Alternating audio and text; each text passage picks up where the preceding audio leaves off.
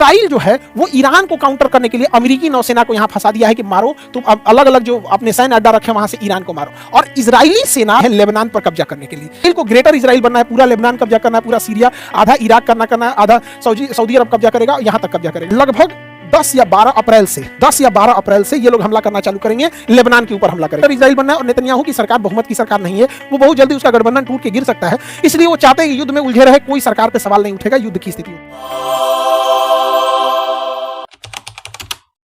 सबको कुछ पर्यावरण की चिंता नहीं है, लेकिन समझिए ध्यान से इजराइल की इसके पीछे चाल क्या है। इजराइल जो है वो ईरान को काउंटर करने के लिए अमेरिकी नौसेना को यहां फंसा दिया है कि मारो तुम अलग अलग जो अपने सैन्य अड्डा रखे वहां से ईरान को मारो। और इजरायली सेना टैंक लेकर रेडी है लेबनान पर कब्जा करने के लिए। लेबनान पर कब्जा करेगी, सीरिया पे भी आधा कब्जा कर ही लिया, तो गोलान हाइट वगैरह सब कब्जा कर लिया। क्योंकि इजराइल को ग्रेटर इजराइल बनना है, पूरा लेबनान कब्जा करना है, पूरा सीरिया, आधा इराक करना है, आधा सऊदी अरब कब्जा करेगा, यहां तक कब्जा करेगा। तो ये है ग्रेटर इजराइल। तो इजराइल ग्रेटर इजराइल की ओर बढ़ चुका है। लगभग 10 या 12 अप्रैल से ये लोग हमला करना चालू करेंगे, लेबनान के ऊपर हमला करेंगे। उसका एक रीजन भी है, ग्रेटर इजराइल बनना है और नेतन्याहू की सरकार बहुमत की सरकार नहीं है, वो बहुत जल्दी उसका गठबंधन टूट के गिर सकता है। इसलिए वो चाहते हैं कि युद्ध में उलझे रहे, कोई सरकार पे सवाल नहीं उठेगा युद्ध की स्थिति होती है तब। तो ये उनका आगे का है। तो इसमें ना ये बैलेंस बूझ नहीं पाया। इसका एप्स्टीन फाइल में नंगटे फोटो रख लिया है, ट्रम्प का नंगटे फोटो रख लिया है एप्स्टीन फाइल में। अभी ट्रम्प पगला गया है, भाई क्यों दिखाइयो मत, पूरा हमारी इज्जत बर्बाद हो जाएगा। तो कहा कि हाफ पैंट वाला दिखा देते हैं, नंगटे वाला रख लिया। अभी जहां जहां इजराइल बोल रहा है वहां बम मार रहा है। इसका लड़ाई ईरान से था ही नहीं और उसको मारे फिर रहा है। और इधर इजराइल जो है वो लेबनान पे कब्जा करने को तैयार है। ये बात अमेरिकी भी समझ रहे हैं, इसलिए अमेरिका के संसद में ही इसका विरोध हो रहा है। अमेरिकी मरीन कमांडो ने पूरा विरोध किया कि क्यों ईरान में जा रहे हो, ये अमेरिका की लड़ाई नहीं है, ये इजराइल की लड़ाई है। तो इसको खींच के ले गया, इसका हाथ टूट गया। ईरान का अमेरिका का दोस्त स्पेन भी अमेरिका का साथ छोड़ दिया है। ब्रिटेन भी अपनी एयरवेस यूज करने नहीं दे रहा था, तो बाद में ट्रंप घुसिया गया, तो कहा ठीक है भाई B1 लेंसर जहाज के लिए यूज कर सकते हो।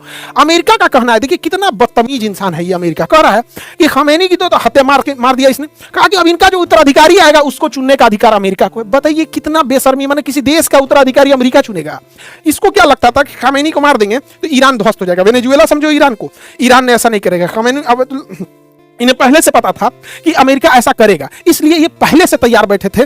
तो खमैनी ने क्या किया था, एक बहुत खतरनाक डिवीजन बनाया था, decentralise mosaic defence, DMD, decentralise mosaic defence. जो इन्होंने बनाया था ये क्या था, इसका था कि ईरान को 31 टुकड़ों में इन्होंने तोड़ दिया था। 31 टुकड़ों में तोड़ दिया और कहा गया कि अगर तेहरान ध्वस्त भी हो जाता है, टॉप लीडरशिप मारी जाती है, प्रधानमंत्री, राष्ट्रपति, टॉप लीडर, सेनापति मारे जाते हैं, तो उससे कोई मतलब नहीं है। 31 का 31 DMD ब्रिगेड जो है उसके पास अपना मिसाइल है, अपना ड्रोन है, अपने जहाज हैं, अपनी सेना है, वो सब मारेगी 3100। इसलिए ईरान की टॉप लीडरशिप ढह चुकी है। लेकिन जो 31 के 31 जो डिसेंट्रलाइज मोजेक डिफेंस थी, DMD थी, वो अंधाधुन मार रही है। जिसको कुवैत मिल रहा है यहाँ से कुवैत को मार रहा है, जिसको UAE मिल रहा है वो UAE मार रहा है, कतर मार रहा है, बहरीन मार रहा है, इरिया, तुर्कमेनिस्तान, जहां मन, अजरबैजान, जहां मन वहां मार रहे हैं सब। अब ईरान पगला गया एकदम, जहां मन वहां मार रहा है, क्योंकि टॉप लीडरशिप खत्म हो चुकी है। और DMD को बनाया ही गया था कि अगर टॉप लीडरशिप खत्म हो गई तो तुम लोग अंधाधुन मारना। और इसकी 31 ब्रिगेड तैयार है, ईरान के अंदर बैठी है। ईरान के पास सबसे खतरनाक चीज क्या है,